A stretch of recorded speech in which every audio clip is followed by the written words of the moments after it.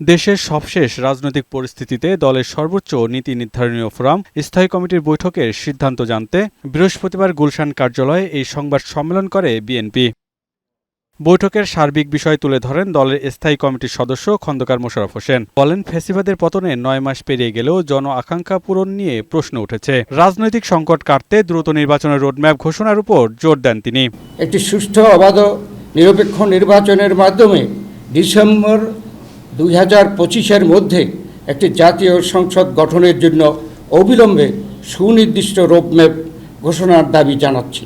Doctor Mosharraf অভিযোগ করেন, অন্তর্বর্তী সরকারের ভেতরে ফ্যাসিবাদের দোসররা অবস্থান করে রাজনৈতিক এজেন্ডা বাস্তবায়ন করছে। যে কোনো মহলের রাজনৈতিক ফায়দা হাসিলের এজেন্ডা বাস্তবায়ন করাই যেন সরকারের কর্ম পরিকল্পনার অংশ হয়ে দাঁড়িয়েছে।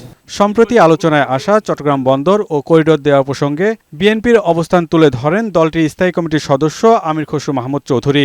চট্টগ্রাম পোর্টের বিষয় হচ্ছে এটা একটা স্ট্র্যাটেজিক ডিসিশন, এটা একটা পলিটিক্যাল ডিসিশন। সুতরাং এই সিদ্ধান্তগুলো পলিটিক্যাল গভর্নমেন্ট থেকে আসতে হবে, সেটাই আমাদের বক্তব্য। ইয়াস মাহমুদ, বৈশাখী সংবাদ, ঢাকা।